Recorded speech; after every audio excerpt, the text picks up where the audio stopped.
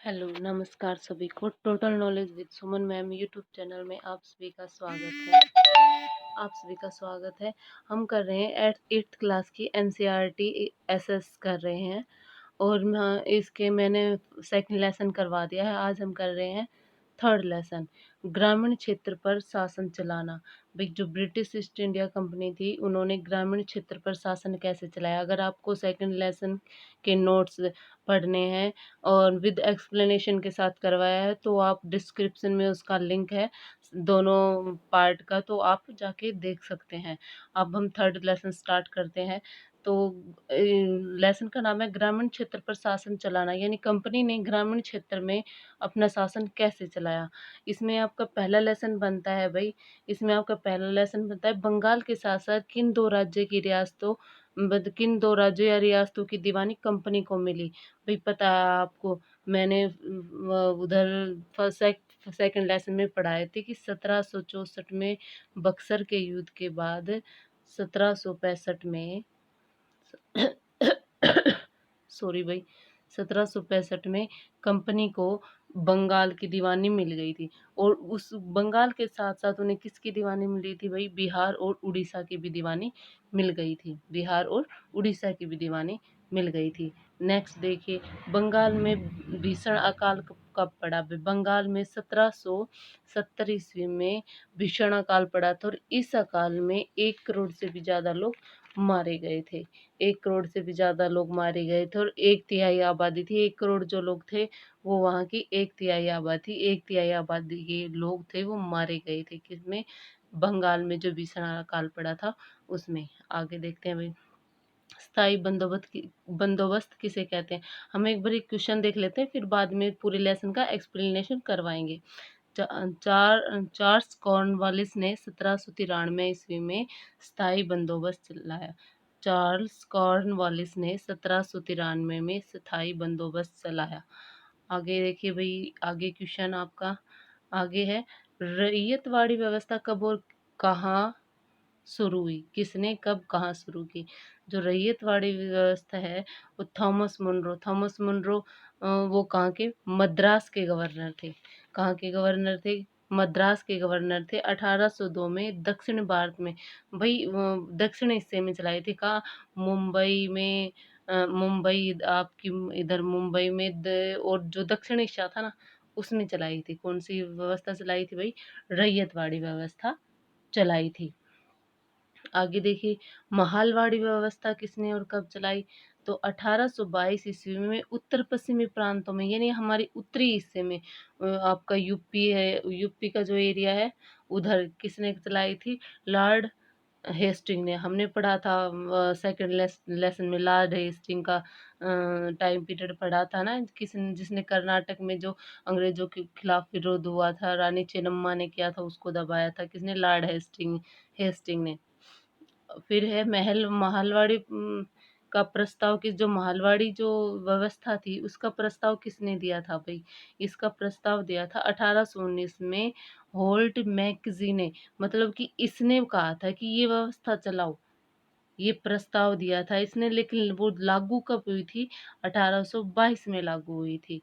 और रैयतों ने नील की खेती करने से कब इनकार कर दिया था? जो रैयतवाड़ी व्यवस्था चलाई थी ना, उसमें नील की खेती पर लोगों पर, भाई जो किसान थे, रैयत का मीनिंग होता है किसान, किसानों को पर ज़्यादा जोर दिया गया था, तो वो बिल्कुल बेचारे बिल्कुल तंग आ गए थे, उनका बहुत अधिक शोषण किया जाता था। तो मार्च 1859 में उन्होंने नील की खेती करने से इनकार कर दिया। अब बेटा ध्यान से देखिए, अब क्या है कि जो ये स्थायी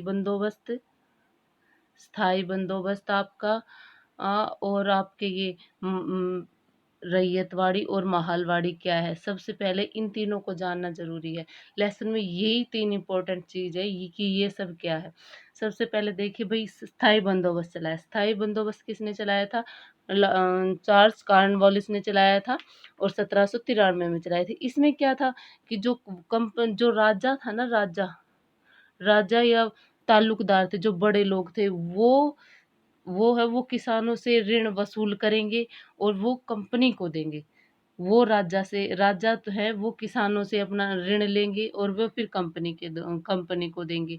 और इसमें क्या था, जो ऋण था ना, वो निश्चित कर दिया गया था। अब भई जैसे कि आपको 35 रुपए एक, मतलब कि एक किसी के पास माने मान लीजिए 1 किल्ला है, तो उस पर अगर 35 रुपए ले लगा ऋण जो कर लगा दिया ना कि कर, तो 35 देने हैं तो 35 ही देने हैं, उस ना उससे ज़्यादा देने हैं, ना उससे कम देने हैं, मतलब निश्चित कर दिया था बिल्कुल। और राजा वसूल करते थे, किसमें? स्थायी बंदोबस्त में राजा वसूल करते थे। और जो राजस्व था, जो कर था, वो निश्चित था। वो निश्चित क्यों था? भई वो निश्चित इसलिए कर दिया था ताकि लोगों को किसानों को लगे कि भई ये निश्चित है, और लोग अपने जो किसान है ज़्यादा से ज़्यादा अपनी ज़मीन पर ध्यान दें। क्योंकि उन्हें वो पता ये लगे कि भई अगले साल बढ़ना तो है नहीं, इतना ही रहेगा, हम ज़्यादा उगाएँगे, अनाज पैदा करेंगे तो जो वो हमें बचेगा, इतना ऋण तो हमें देना है। फिर आई भई आपकी रैयतवाड़ी। रैयतवाड़ी कहाँ आई थी भई? ये दक्षिण भारत में आई थी रैयतवाड़ी व्यवस्था।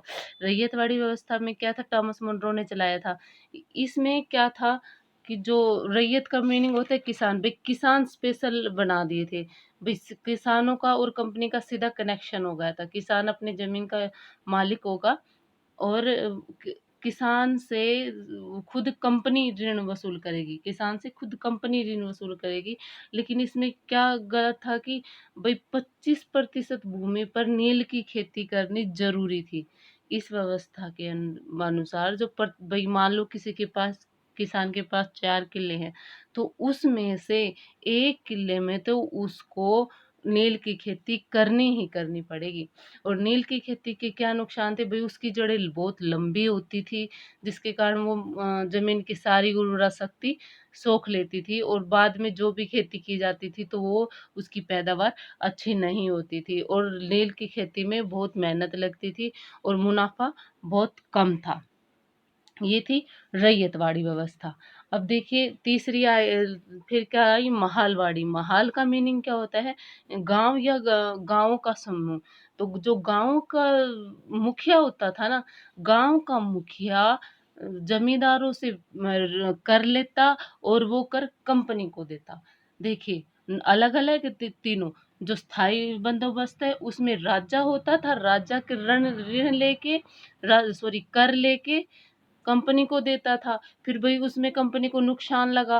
फिर महालवाड़ी में क्या हुआ, फिर जो गाँव का मुखिया होता था ना, सरपंच वग़ैरह, वो उसको बना दिया गया। वो अपने गाँव का कर इकट्ठा करता किसानों से, वो फिर कंपनी को देता। और रैयतवाड़ी में क्या था, वो राजा भी हटा दी और मुखिया भी हटा दिया।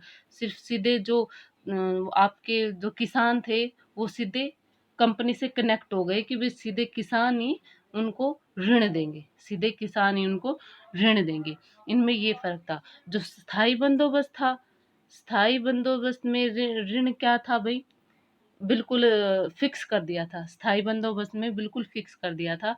और जो आपकी माहलवाड़ी थी, माहलवाड़ी व्यवस्था थी, उसमें आपका ऋण बदलता जाता था। भई कभी कब कितना लगा दे कुछ नहीं पता था। और रैयतवाड़ी व्यवस्था में ऋण दे दिया जाता था, लेकिन उन्हें ये था कि जो 25% ज़मीन पर आपको नील की खेती करनी करनी पड़ेगी। और जो नील की खेती होती थी, वो बहुत ही उसमें मेहनत लगती थी, मुनाफ़ा बहुत कम होता था, और उसमें वो ज़मीन की उर्वरा शक्ति को बिल्कुल सोख लेती थी। भई ये आपकी नील की खेती, ये आपकी स्थायी बंदोबस्त और रैयतवाड़ी और माहलवाड़ी। इस लेसन में ये तीनों चीज़ें हैं जो बहुत समझना ज़रूरी है। अब एक इजारेदारी प्रथा और है भई, इजारेदारी जो आपके अभी इस लेसन में नहीं है। वो इन तीनों से पहले आई थी। पहले आई थी इजारेदारी, फिर स्थायी बंदोबस्त, फिर रैयतवाड़ी, फिर माहलवाड़ी। लेकिन आपके लेसन में इजारेदारी प्रथा नहीं दी गई है। नील की खेती में से फिर वही बताया गया है आपके लेसन में, नील की खेती। नील की खेती से किसानों को बहुत अधिक नुकसान होने लगा। फिर 1859 में किसानों ने नील की खेती करने से मना कर दिया।